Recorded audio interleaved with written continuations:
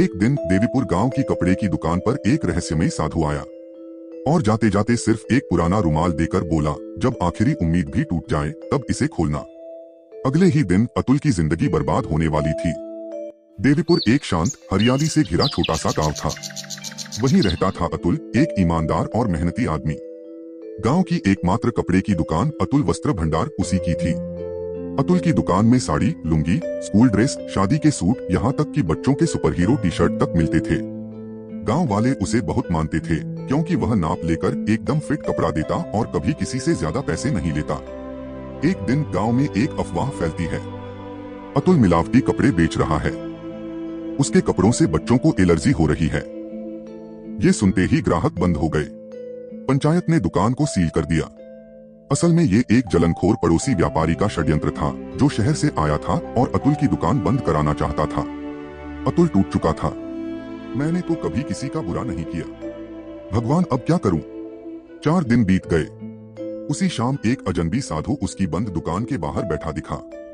लंबे जटाजूट, आंखों में तेज और चेहरे पर अजीब सी शांति। साधु, क्या यही दुकान है जहां अब ग्राहक नहीं आते?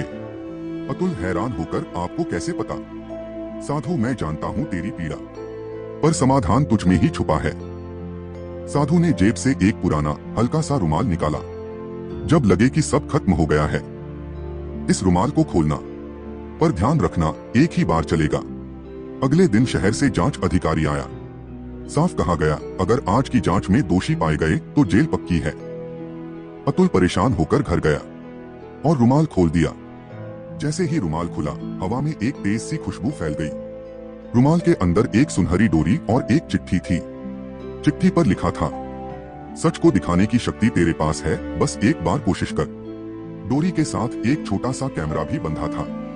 अतुल को याद आया, दुकान में एक पुरानी गुड़ियों की अलमारी थी जिसमें उसने कभी छोटा सीसीटीवी कैमरा लगाया था, लेकिन वो सालों से बंद था। उसने उसे चेक किया और हैरान रह गया। कैमरे में वो पड़ोसी व्यापारी साफ दिख रहा था जो रात में उसकी दुकान में घुसकर कपड़ों में केमिकल छिड़क रहा था। अतुल ने सबूत पंचायत और जांच अधिकारी को दिखाया। गांव वाले हैरान थे, हमने तो उसे झूठा समझ लिया था। वो व्यापारी गिरफ्तार हो गया। पंचायत ने सार्वजनिक रूप से अतुल से माफी मांगी। अगले ही दिन से दुकान दोबारा खुली और अब पूरे जिले से लोग खरीदारी करने आने लगे। अतुल उस साधु को ढूंढने फिर उसी जगह गया, लेकिन वहां सिर्फ एक सफेद कपड़ा पड़ा था। उस पर लिखा था, जब मन साफ हो तो रुमाल भी चमत्कारी हो जाता है।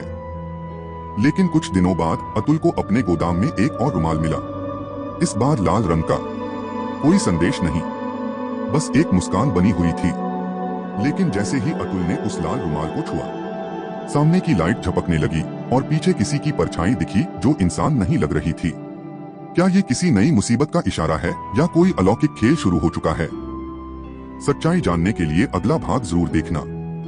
ऐसी और रहस्यमयी कहानियों के लिए लाइक करो, कमेंट करो और सब्सक्राइब करो अपने पसंदीदा चैनल मोटिवेट विद एआई को। बेल आइकन दबाओ ताकि अगली कड़ी मिस न हो जाए।